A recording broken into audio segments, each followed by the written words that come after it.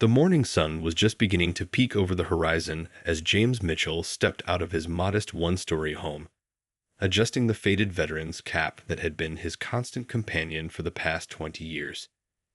At 68 years old, his steps were slower than they used to be, but his morning walk was sacred, a ritual that kept the shadows of his past at bay. Every day, rain or shine, James would emerge from his house at exactly 6 a.m. The neighbors had grown used to seeing him, this tall figure with silver hair and kind eyes, making his way down Cedar Street. Some folks thought he was just another retiree trying to stay healthy, but there was more to these walks than mere exercise. The familiar weight of his cap on his head brought comfort as he breathed in the crisp morning air.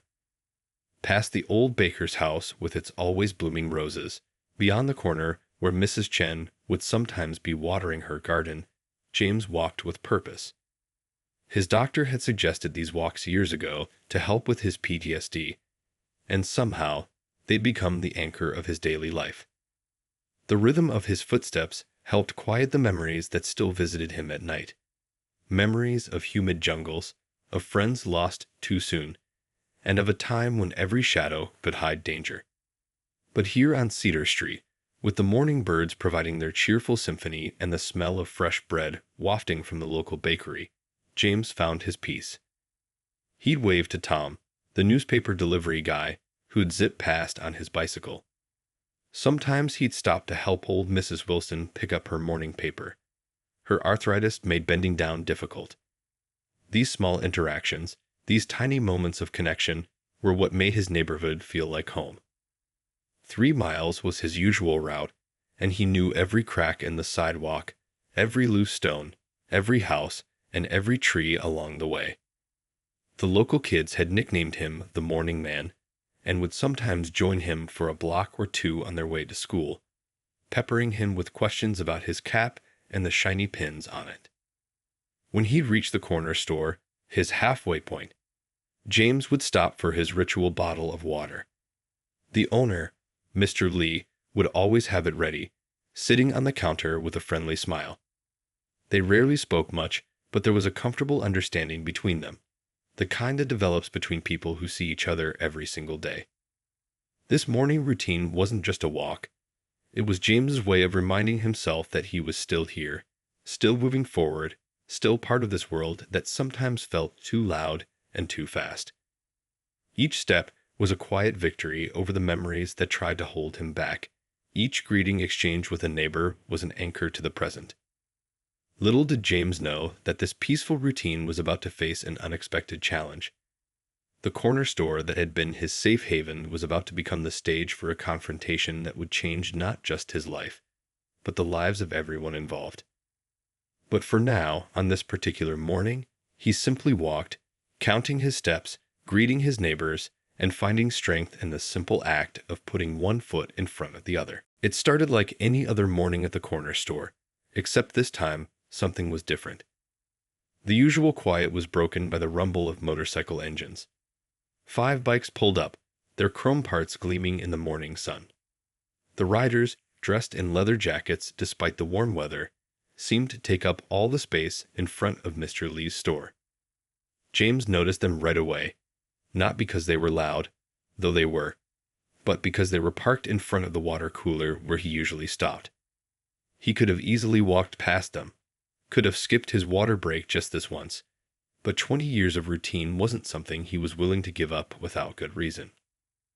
The bikers were gathered around a wooden bench, passing around cigarettes and telling loud stories.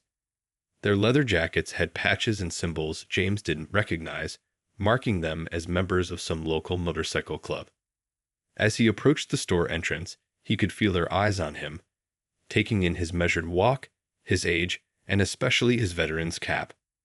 "Hey, look what we've got here," one of them called out, elbowing his friend. "It's like a walking history museum." The others snickered, and James felt his shoulders tense. He'd faced worse, much worse, but somehow their mocking tone brought back memories he'd rather keep buried. Mr. Lee watched nervously from behind his counter as James made his way to the cooler. The bikers weren't exactly blocking it, but they weren't moving either. "Those wars are long over, old-timer," another one called out. "Nobody cares about those stories anymore." James took his time selecting his water bottle, keeping his movements deliberate and calm. He learned long ago that showing fear or anger only made things worse. The youngest of the bikers, barely in his 20s, made an exaggerated salute that got more laughs from his friends. "You boys having a good morning?" James asked politely, his voice steady as he paid Mr. Lee. The store owner tried to hurry with the change, clearly worried about what might happen next. But James wasn't rushing. He'd faced real fear in his life. These young men with their loud bikes and louder mouths weren't it. "Oh, we're having a great morning," one of them replied, mock politeness dripping from his words. "Just wondering if you got lost on your way to the retirement home." More laughter followed, but James noticed one of them, the one sitting slightly apart from the others, wasn't joining in. The next morning, they were there again. And the morning after that. Each day, their comments got a little bolder, their laughter a little louder. They seemed to take special pleasure in mimicking his walk, making exaggerated movements with their backs bent, pretending to adjust imaginary veteran caps. Mr. Lee offered to call the police, but James shook his head. "They're just young," he said, though the words felt hollow even to him. The truth was, it wasn't their mockery that bothered him most. It was the disrespect for everything the cap represented, for all the friends he'd lost, for all the sacrifices made by people they'd never know. By the third day, word had spread through the neighborhood. Tom the newspaper guy offered to change his route to be there when James walked by. Mrs. Wilson's grandson wanted to come with his friends to teach those bikers a lesson. But James turned them all down. He'd seen enough violence in his life to know it wasn't the answer. What he didn't tell anyone was that he had a different plan forming in his mind. These young men thought they knew something about him based on his age and his cap. Tomorrow, he would show them just how wrong they were. Tomorrow, he would do something that none of them expected, something that would change everything. The fourth morning dawned clear and cool, but James barely noticed the weather. He'd spent most of the night awake, thinking about what he needed to do. His hands shook slightly as he pinned his combat medals to his cap, something he only did on special occasions. Today was going to be one of those days, one way or another. As he walked his usual route, neighbors noticed something different about him. His back was straighter, his steps more purposeful. The kind smile was still there, but behind it was a determination they hadn't seen before. Even Tom, zooming past on his bicycle, slowed down to take a second look. The bikers were already at their usual spot when James approached the corner store. Their bikes gleamed in the morning sun, lined up like soldiers at attention, an irony that wasn't lost on him. He could hear their laughter before he saw them, the sound cutting through the morning quiet like a knife. "Here comes the parade," one of them shouted as James got closer. "Look at him, all decorated today." Another one pretended to play a march on an invisible trumpet, while his friends doubled over with laughter. But James didn't walk past them this time. Instead, he stopped right in front of their group. His hands were trembling, but not from fear. 20 years of dealing with PTSD had taught him the difference between fear and adrenaline. This was definitely the latter. The laughter died down as the bikers realized he wasn't moving. Even Mr. Lee stepped out from behind his counter, ready to call for help if needed. "You boys seem to have a lot to say about this cap," James said, his voice clear and steady. "And these medals." The youngest biker started to make another joke, but the leader held up his hand, suddenly interested in what this old man might do. James took a deep breath. He'd rehearsed this moment in his head all night, but now that he was here, the words came out differently. "You see this one?" he asked, pointing to a silver medal. "Got this pulling 2 men out of a burning helicopter.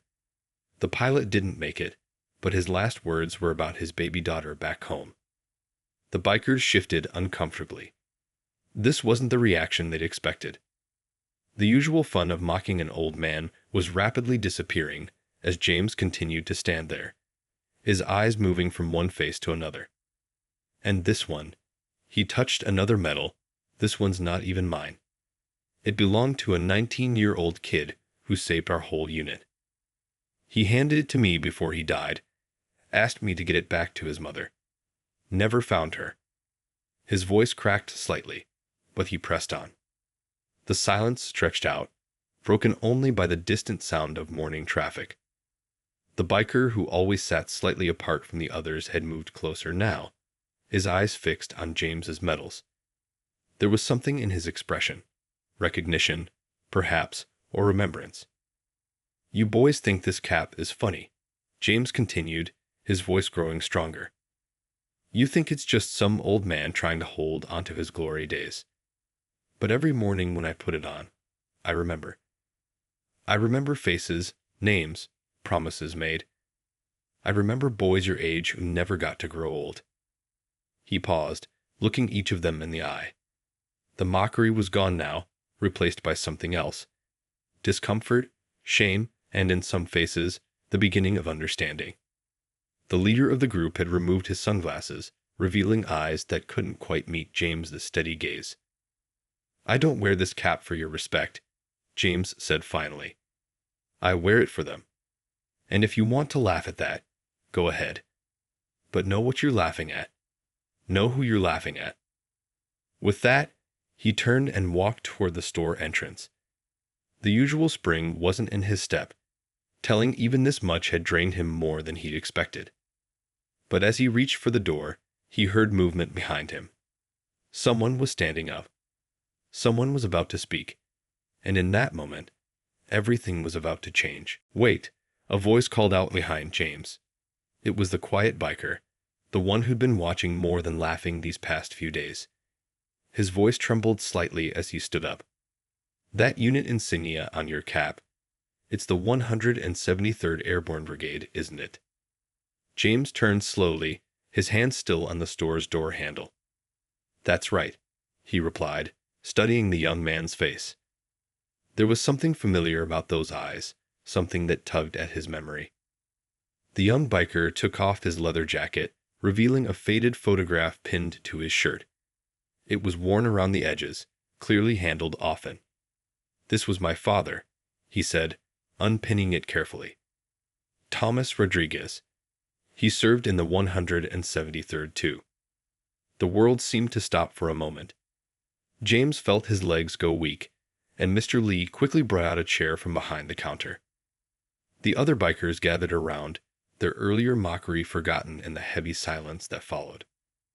Tommy, James whispered, looking at the young man with new eyes. Your little Tommy. His hands shook as he reached for his wallet, pulling out an old, creased photograph protected by a plastic sleeve. Your father, he saved my life.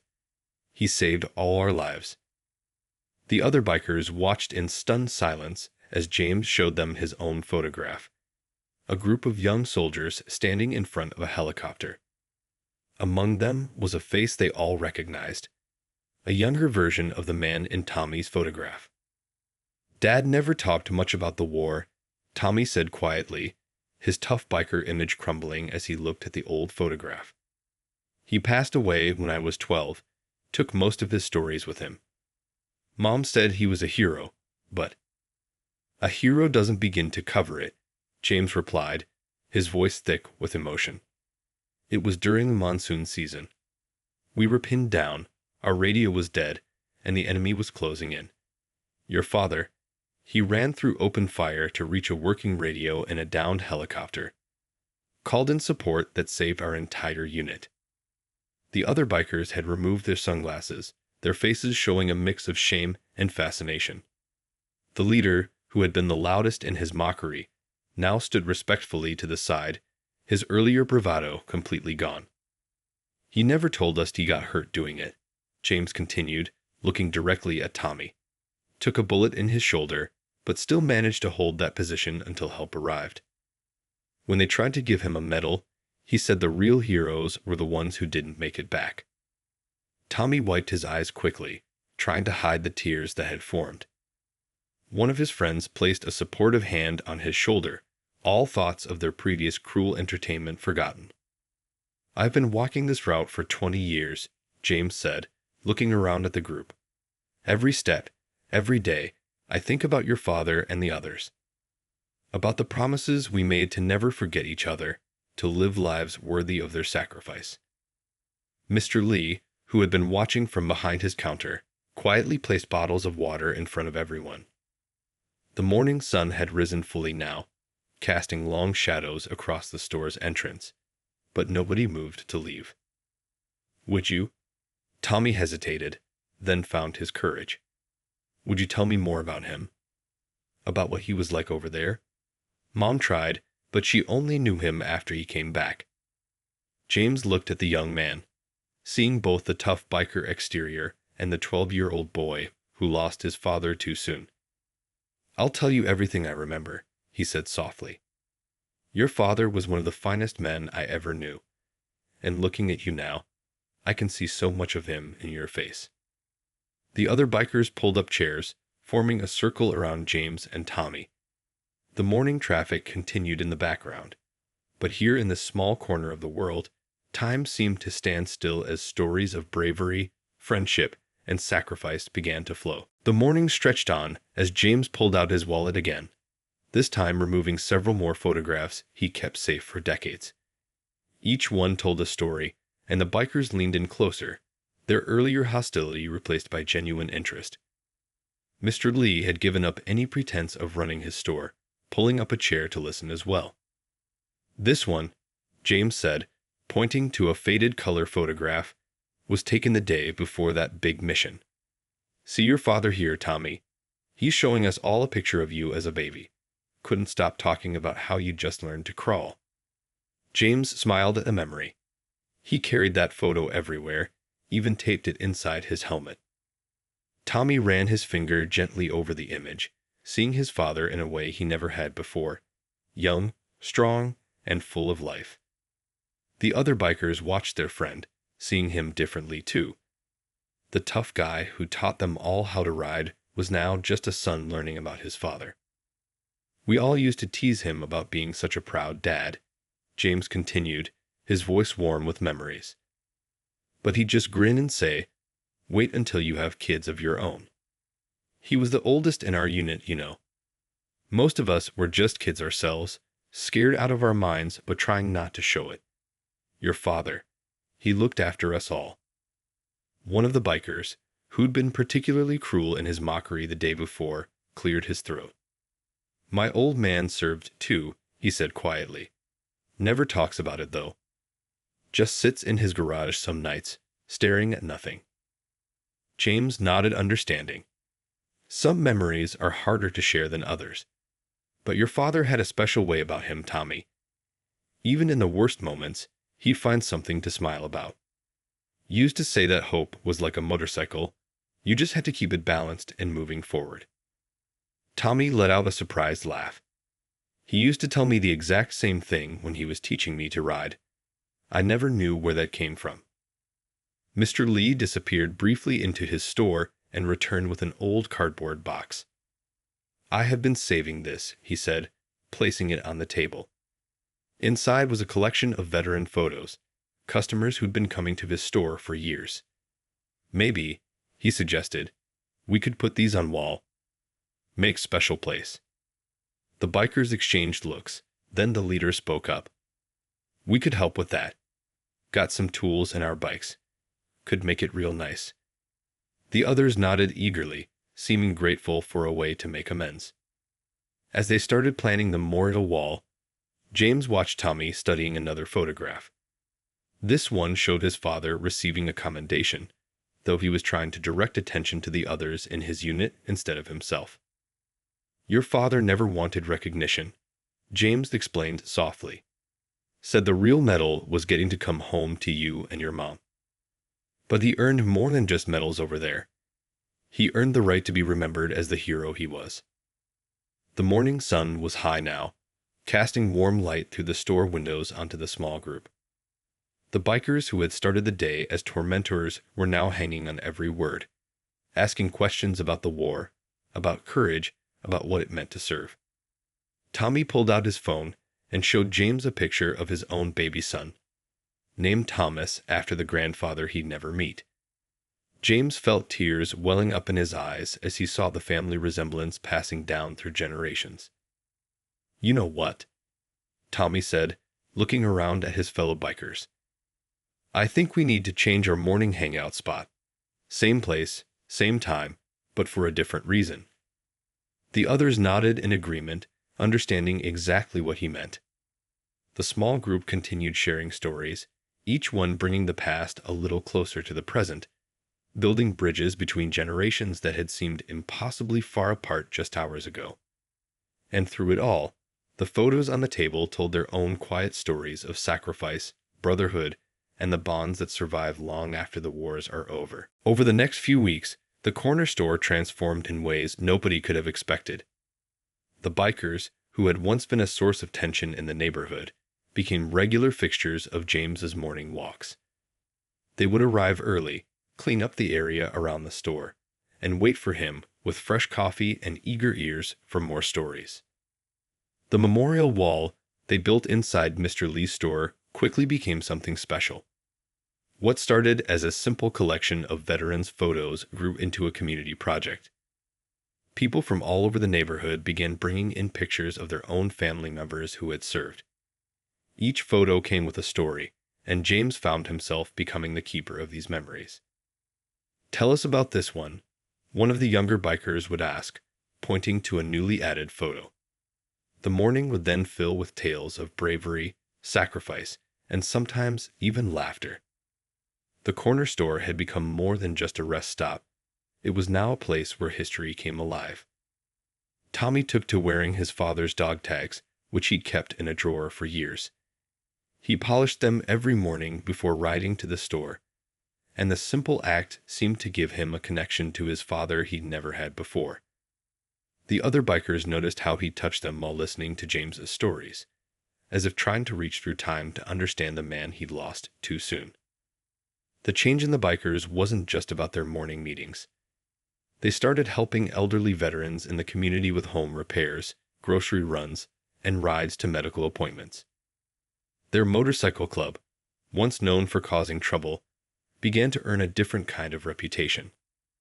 One morning, Mrs. Wilson stopped by the store during their usual gathering. She stood quietly at first, listening to James tell a story about a field hospital where he'd spent 2 weeks. When he finished, she stepped forward and placed a worn photograph on the table. "My brother," she said softly, her fingers trembling as she touched the image. "He was a medic, never came home." The bikers immediately made room for her in their circle, and soon her story joined the many others that had found a home on that wall. Word spread about what was happening at the corner store.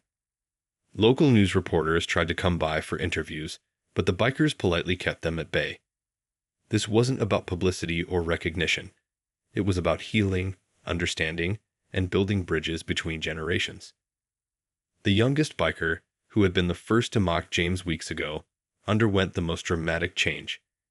He started taking night classes to become a paramedic, inspired by the stories of battlefield medics who had saved so many lives. "If they could do that under fire," he'd say, "I can do this." Tommy brought his baby son to meet James one morning. The infant's presence in the store brought a different kind of energy to their gatherings. As James held the baby, telling him stories about his grandfather, even Mr. Lee had to wipe away tears. "You know what gets me?" Tommy said one morning as they all sat in their usual circle. "A few weeks ago, we were making fun of history. Now, we're part of it. We're keeping these stories alive." The others nodded, understanding exactly what he meant. The morning gatherings became a ritual as sacred as James's walks. Some days were for serious stories, others for sharing laughs about lighter moments during service. But every day, without fail, the bikers would be there, their motorcycles lined up outside like silent guardians of this newfound tradition. Mr. Lee's corner store had become more than just a business. It was now a place where the past and present met, where misunderstandings turned into understanding, and where a group of young bikers learned that true strength often comes in the quietest moments of listening and learning. As summer turned to fall, the morning gatherings at the corner store took on new meaning. The bikers decided to organize something special: the first annual Veterans Appreciation Ride. What started as a simple idea grew into something much bigger than anyone expected. Word spread through social media and local veterans groups. What they thought might be a small group of riders turned into hundreds of motorcycles from all over the state. The bikers spent weeks planning the route, making sure it would pass by important local memorials and end at Mr. Lee's corner store. "You'll ride with me, won't you?" Tommy asked James one morning, patting the seat of his carefully polished motorcycle. The other bikers immediately chimed in, offering their own bikes, but James just smiled and shook his head. "I'll be waiting right here," he said, where it all started. The morning of the ride dawned crisp and clear. James arrived at his usual time to find the street transformed. American flags lined the sidewalks, and Mr. Lee had set up tables of free coffee and donuts outside his store. The memorial wall inside had been freshly cleaned, with space left for new photos that riders might bring. People from the neighborhood started gathering early. Mrs. Wilson brought her famous apple pies. Tom, the newspaper guy, helped set up chairs for the older veterans who would be coming. Even the local school principal gave students permission to be late that morning if they were attending the event. Around 8 o'clock, the distant rumble of motorcycles began. It started as a low thunder and grew until the whole streets seemed to vibrate. Leading the pack was Tommy, wearing his father's dog tags outside his leather jacket, gleaming in the morning sun. The sight of hundreds of bikes rolling down Cedar Street brought tears to many eyes. Each rider carried a small American flag, and many had photos of loved ones who had served attached to their windshields. The bikers who had once mocked James's veteran cap now rode proudly at the front, their leather jackets sporting new patches honoring veterans. As the riders parked their bikes and gathered around the store, James stood quietly by the door. The young biker who was studying to be a paramedic had organized a system for collecting and displaying new photos for the memorial wall. Each picture came with a story, and soon the store was filled with voices sharing memories of service and sacrifice. One elderly rider, who had come from 3 states away, approached James with trembling hands. "I served with Rodriguez," he said quietly. "Someone shared the story about this place online. I had to come." Tommy overheard and immediately joined them, eager to hear more stories about his father. The day took on an almost magical quality. Former enemies who had fought on opposite sides of conflicts found themselves sharing coffee and swapping stories. Young riders sat at the feet of older veterans, listening with rapt attention to tales of courage and brotherhood. Mr. Lee's photo wall grew so full that they had to start a second one. But perhaps the most touching moment came when a group of young military recruits, not much older than Tommy had been when he lost his father, arrived in their uniforms. They stood before the memorial wall, studying the faces of those who had served before them. The bikers, many of whom had never served themselves, treated these young recruits with a respect that would have been unimaginable just months ago. One of the recruits turned to James and asked, "Do you think we can be as brave as they were?" James looked at the young face, seeing in it the same mix of determination and fear he'd seen in his own companions so many years ago. "Bravery," he replied, "isn't about not being scared. It's about doing what's right anyway." The event stretched well into the afternoon, but nobody seemed eager to leave. The corner store had become more than just a gathering place. It was now a symbol of how understanding could bridge any gap, heal any wound, and bring people together in ways nobody could have predicted. The success of the Veterans Appreciation Ride changed everything in ways nobody could have imagined. The local newspaper ran a front-page story about the unlikely friendship between James and the bikers, and how a corner store became the heart of a community. But what happened next was even more remarkable. The young biker studying to be a paramedic passed his certification with flying colors. On his first day at work, he wore a small pin on his uniform, a miniature version of the unit insignia from James's cap. to remind me, he explained, that courage comes in many forms. His fellow paramedics soon noticed how gentle he was with elderly patients, always taking time to listen to their stories. Tommy started a mentorship program through the motorcycle club, connecting young people with veterans in the community. They helped with home repairs, yard work, and sometimes just sat and listened. The tough bikers who had once inspired fear now inspired hope, their leather jackets becoming a symbol of respect and service. Mr. Lee's store underwent its own transformation. The wall of veterans' photos had grown so large that he decided to renovate the entire back section of the store. The bikers helped him build proper display cases, and local woodworkers crafted a beautiful memorial bench. People would often sit there during James's morning visits, listening to stories and adding their own. One morning, a small package arrived at the store for James. Inside was a weathered piece of paper, a letter Tommy's father had written but never sent. His mother had found it while cleaning out old boxes. The letter spoke of hopes for his son's future, of the brotherhood he found in his unit, and of his prayer that Tommy would understand why he'd served. "I never knew," Tommy said quietly after James read the letter aloud to their morning group. "I always thought he was just being tough when he didn't talk about it. But he was protecting me, wasn't he?" James nodded, remembering his own struggles to share his experiences with loved ones. The corner store became a place where healing happened naturally. Veterans who had kept their stories locked away for decades found themselves opening up. The bikers, who now considered themselves guardians of these memories, treated each story with the respect it deserved. Mrs. Wilson's grandson, now in college studying history, started recording the morning gatherings. "These aren't just war stories," he explained. "They're lessons about life, about courage, about what happens when people take time to understand each other." The recordings became part of the local history project, ensuring these voices would be heard by future generations. The most surprising change was in how the neighborhood children viewed the store. Instead of being scared of the bikers, they would stop by after school, asking questions about the photos on the wall.